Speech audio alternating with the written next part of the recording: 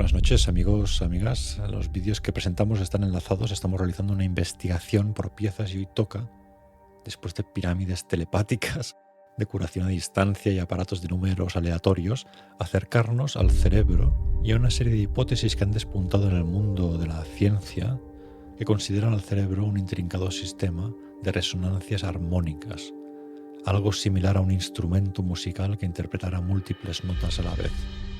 Veremos que este funcionamiento nos permitirá entender mejor ciertos fenómenos anómalos que apuntan hacia una hipótesis central que de alguna manera hemos venido revisando, que es que las ideas son cosas y que no hay separación entre mente y materia. Además, quiero poner en relación todo esto con la cuestión de la atención, la falta de atención en nuestro tiempo. No sé si habíais pensado alguna vez que la atención, la percepción del mundo, pudiera estar guiada de alguna forma por supuestos modos de vibración orquestada que se estén dando en tu cerebro. Vamos a investigar esta hipótesis hoy. Por un lado tenemos esta teoría de las ondas armónicas en el cerebro que parte de diferentes trabajos científicos. Por ejemplo, Lehár fue uno de los pioneros en proponer que el cerebro puede generar patrones de actividad similares a cómo se forman las ondas en la superficie del agua. En su trabajo, que está publicado en la Universidad de Cambridge, Lehár propone que el conjunto de vibraciones armónicas y su coherencia es muy relevante para el funcionamiento de la consciencia, por decirlo así. Más tarde, Selkut Atasoy estudió las llamadas ondas armónicas específicas del conectoma. El conectoma, digamos que es una especie de descifrado de cómo funciona el cerebro, de las conexiones, interconexiones entre las sinapsis, etc. El conectoma sería eso. Muestra que la propia arquitectura de nuestras conexiones neuronales efectivamente favorece ciertas frecuencias de resonancia.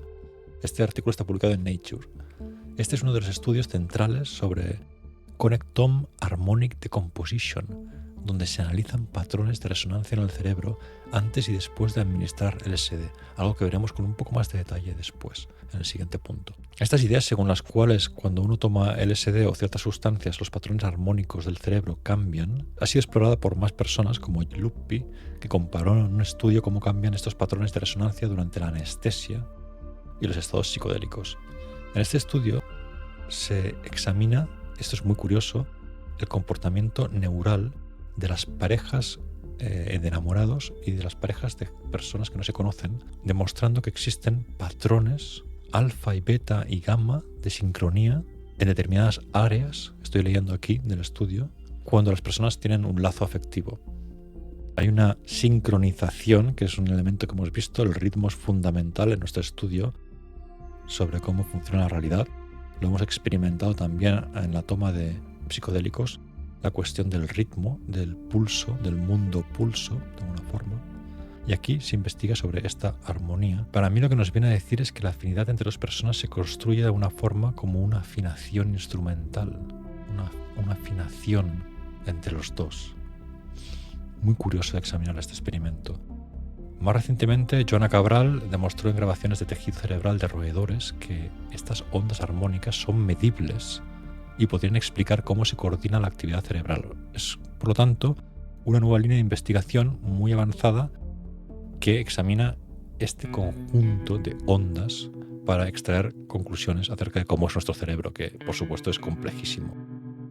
Igual que en este canal, el estudio del cerebro solo puede ir por partes, porque la teoría no se podría explicar en una sola frase. Un titular no lo podemos tener. Necesitamos muchos pequeños puntos de acceso para que nuestro pensamiento, de forma sincrética, llegue a otro punto. Esta es mi teoría, vaya, y mi suposición y el sentido de mi investigación. Veo pertinente entonces hablar de forma más concreta de estas ondas armónicas, explicar lo que son. Para entenderlo mejor, pensemos en cómo funciona precisamente un instrumento musical. La cuerda de una guitarra vibra de diferentes formas, generando varias ondas al mismo tiempo, cada una con su frecuencia y fase específicas. Tocamos varias notas y en conjunto crean la melodía. Esto se conoce como superposición de ondas. En el cerebro ocurre algo parecido. Las neuronas están conectadas en redes muy complejas y al activarse generan diferentes tipos de ondas eléctricas. Estas ondas resuenan de acuerdo con la geometría de esas redes, el conectoma que mencionábamos antes, y así algunas frecuencias resuenan más fácilmente que otras, formando patrones que se repiten e influyen mutuamente. De aquí podemos deducir varias cosas, como por ejemplo que si hay una armonía podría haber un bienestar y si hay una disarmonía podría haber un malestar. No es solo una cuestión de que cuando uno toma LSD está el elemento de la serotonina que te hace estar mejor, sino que también hay una cuestión geométrico, mental, armónica que se nos escapa. Pues eso es lo que se está diciendo de alguna manera aquí. Se está haciendo más complejo nuestro entendimiento del cerebro si incluimos esta cuestión de las armonías, que de alguna forma para mí conecta con todo lo que hemos venido viendo acerca de esa conexión sutil entre lo que nos rodea y lo que está dentro de esa conexión y cómo se influye una cosa con otra.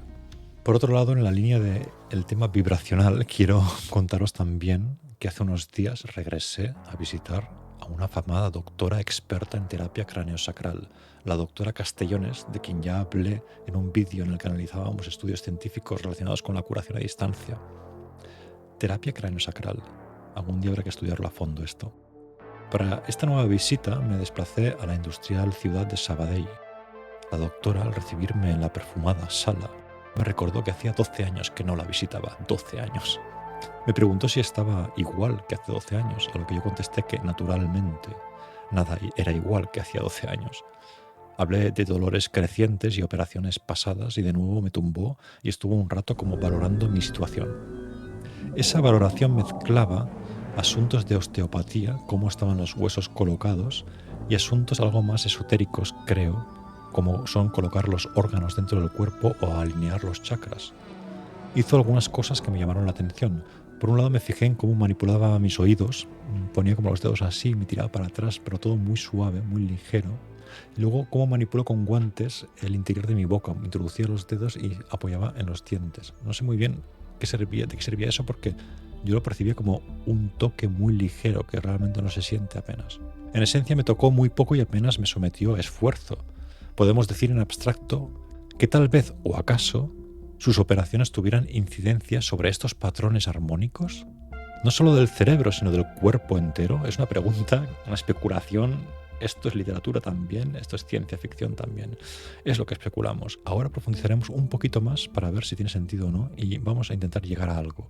Lo que quiero notificar es que el día siguiente lo pasé en cama y que luego, ya van 2 semanas, muchos de los achaques perdieron su fuerza, o sea, estoy realmente mejor.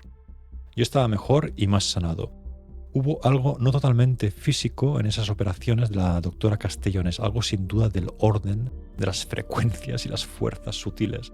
Testifico. La doctora Castellones queda pues en mi cabeza como gran personaje mítico sanador. Intentemos ver este asunto desde el punto de vista de la atención. El problema de la atención que decíamos, por qué perdemos atención y cuál es la relación con esto que estamos diciendo. Porque en este punto la cosa quiere más interés. Se cree que la atención, es decir, nuestra capacidad para enfocarnos en algo y bloquear distracciones, esa función reticular de la consciencia, podría depender de cómo ajustamos estos modos de resonancia. Imagina aquí que tuvieras unos controles sutiles para afinar la fase, la intensidad y la sincronización de las ondas en diferentes partes del cerebro. Aunque no somos conscientes de cada onda, nuestros estados de ánimo y niveles de concentración parecen correlacionarse con la forma en que se alinean o desalinean estas oscilaciones. Esto podría explicar por qué a veces te encuentras en sintonía para resolver un problema y otras veces no, por ejemplo, se comenta. Vamos a profundizar en la resonancia en diferentes estados mentales. Las investigaciones de Luppi, como mencionábamos, y otros autores sugieren que estos patrones de resonancia cambian radicalmente bajo anestesia o en estados psicodélicos. Bajo anestesia, muchos modos de vibración se apagan o vuelven inestables. En estados alterados ocurre lo contrario, emergen patrones de resonancia poco habituales, lo cual puede explicar algunos cambios en la percepción y en la forma en la que se integra la información sensorial. Quiero profundizar aquí un poco en cómo funciona el LSD y cómo podríamos esto ligarlo con la toma del LSD, con mayor detalle. Tenemos en cuanto al LSD una afinidad bien conocida por los receptores serotoninérgicos, es decir, que el LSD actúa como agonista parcial en este tipo de receptores y eso provoca que las neuronas modifiquen su forma de comunicarse entre sí y también cambian nuestro estado. Hay otro elemento del LSD que es el encapsulamiento en el receptor. Un dato curioso es que cuando se une el receptor, que se llama 5-HT2A, La estructura química provoca que una especie de tapa del receptor se cierre, atrapando la molécula durante más tiempo, lo que explica la larga duración de los efectos, que dura normalmente de 8 a 12 horas. A partir de esto podemos estudiar los cambios eléctricos con un electroencefalograma. Y podemos encontrar que con la toma del LSD tenemos una disminución de la potencia en la banda alfa de 8 a 12 hercios. La disminución de la banda alfa sugiere un estado de mayor apertura o entropía en la actividad cortical. Bajo el LSD también se ha observado una disminución de la conectividad dentro de la DMN, que suele relacionarse con el sentido del ego. Ocurre la disolución del ego con la toma de LSD en cantidades muy altas. Al mismo tiempo aumenta la conectividad con otras regiones sensoriales y emocionales. Las imágenes del fMRI, la resonancia magnética funcional, muestran que muchas áreas del cerebro que antes no colaboraban tanto empiezan a sincronizarse más, dando lugar a la sensación de que todo está interconectado. Vemos que existe una correlación en torno a la cuestión sincronización, que nos lleva luego, lógicamente, a armonía. Es una relación que tiene bastante sentido si pensamos un poco en términos poéticos abstractos. Como conclusiones, existen cambios de patrones de resonancia. Tanto el LSD como el DMT alteran la forma en que las oscilaciones cerebrales de diferentes bandas de frecuencia se acoplan o desacoplan. Es como si se afinaran de otro modo los modos de vibración habituales, lo cual permitiría que surjan patrones nuevos y poco convencionales de actividad.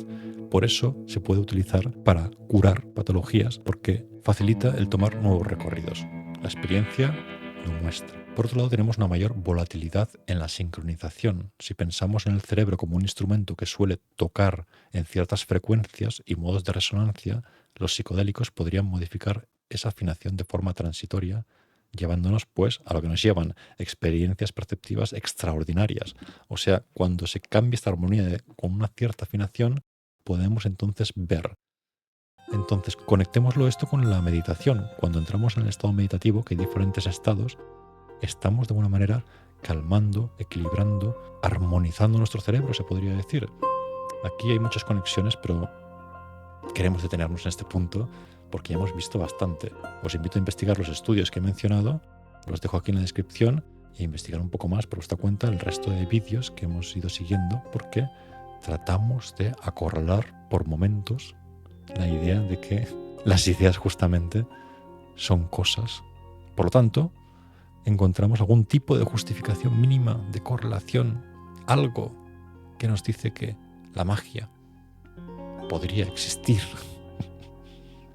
No lo sé. No lo sé, y digo no lo sé porque en el próximo capítulo, con gran contraste, voy a analizar este libro titulado Puer Aeternus, porque hay que considerar la posibilidad de que todo esto sea en sí mismo un delirio de la mente, toda esta investigación. Voy con cuidado, soy bastante escéptico, pero quiero que exista la magia. El pensamiento mágico está en mí y eso es también, según el psicoanálisis, un signo de inmadurez. Por lo tanto, quiero estudiar ese libro y quiero comentarlo también dentro del contexto de esta investigación que es tanto científica como personal, humana, psicológica. Espero, como siempre, vuestros interesantes comentarios. ¿Qué pensáis de esto? Si hay una armonización, si tiene relación lo que estoy diciendo, si tiene sentido sobre todo. En fin, muchas gracias por vuestra atención. Hasta la próxima.